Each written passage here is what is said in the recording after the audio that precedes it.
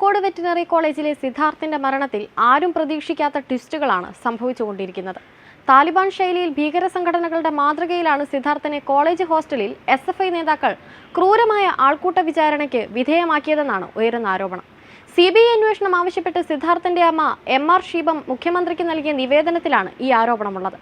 ഇത് പരിശോധിച്ചാണ് CBI അന്വേഷണത്തിന് സർക്കാർ ഉത്തരവിടുന്നത്. അതിനിടെ സിദ്ധാർത്ഥിനെതിരെ വ്യാജ പരാതി നൽകിയ പെൺകുട്ടിയും ഒളിവിൽ പോയി എന്നാണ് സൂചന. ആന്റി റാഗിംഗ് സമിതിക്ക് മുൻപിലും ഈ കുട്ടി മൊഴി കൊടുത്തിരുന്നില്ല.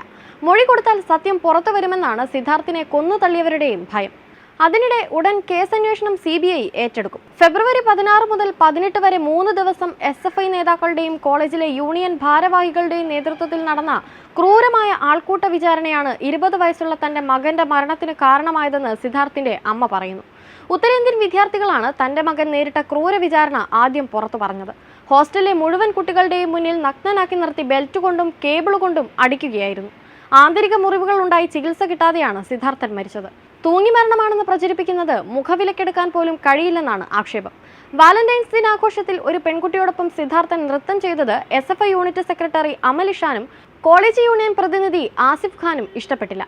ഇതിന് പ്രതികാരമായാണ് അവർ സിദ്ധാർത്ഥനെ ആക്രമിക്കുന്നത്. SFI നേതാവ് അമലിന്റെ നേതൃത്വത്തിലാണ് ആൾക്കൂട്ട വിചാരണയ്ക്ക് വിധേയനാക്കിയത്. 3 ദിവസം ഭക്ഷണം പോലും നൽകാതെ അവർ ആക്രമണം തുടർന്നു. കുറ്റക്കാരെ രക്ഷിക്കാൻ സിദ്ധാർത്ഥനെ അപമാനിക്കാനും വ്യാജ പരാതി നൽകാനും അവർ തയ്യാറായി. സഹപാഠികളായ 6 SFI പ്രവർത്തകർക്കും കുറ്റകൃത്യത്തിൽ പങ്കുണ്ടെന്നാണ് ഉയരുന്ന ആരോപണം. സിദ്ധാർത്ഥനോടൊപ്പം നൃത്തം ചെയ്ത പെൺകുട്ടി തന്നെയാണ് മരണശേഷം സിദ്ധാർത്ഥനെതിരെ പരാതിയും കൊടുത്തത്. ഇതാണ് ദുരൂഹമായി തുടരുന്നത്. കോളേജ് അധ്യാപകരും വിദ്യാർത്ഥി യൂണിയനും തെളിവുകൾ നശിപ്പിച്ച് ആത്മഹത്യയാണെന്ന് വരുത്തി തീർക്കാൻ ശ്രമിച്ചുവെന്നാണ് ആരോപണം.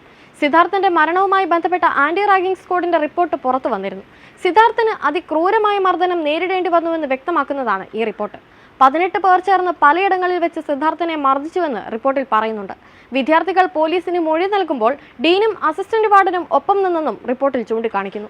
അന്വേഷണ കമ്മിറ്റിക്ക് മുന്നിൽ മൊഴി നൽകാതെ അധ്യാപകരും വിട്ടുനിന്നു. 85ഓളം ആൺകുട്ടികളാണ് അന്വേഷണ സമിതിക്ക് മുന്നിൽ ഹാജരായിരുന്നത്.